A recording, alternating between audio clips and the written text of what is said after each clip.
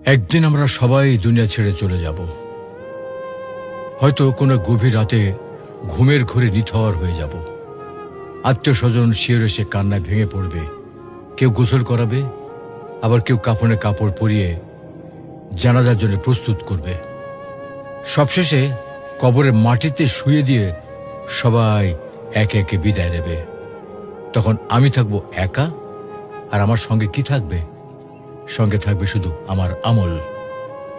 কবরের অন্ধকারে মুনকার নাকির এসে প্রশ্ন করবে, তোমার রব কে? তোমার দিন কি? তোমার রসূল কে ছিলেন? এই প্রশ্নের উত্তর দিতে পারবো আমরা?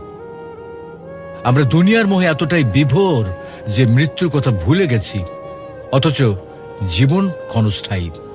আজই সময়ে প্রস্তুতি নেওয়ার, নিয়মিত সালাত আদায়, আল্লাহকে স্মরণ এবং পাপ থেকে দূরে থাকা, আর এগুলি হচ্ছে আমাদের কবরের সঙ্গী। তো আসুন দুনিয়ার মোহ ছেড়ে আল্লাহর পথে ফিরে যাই। মৃত্যু সেই একাকী রাত আমাদের জন্য শান্তির রাত হোক।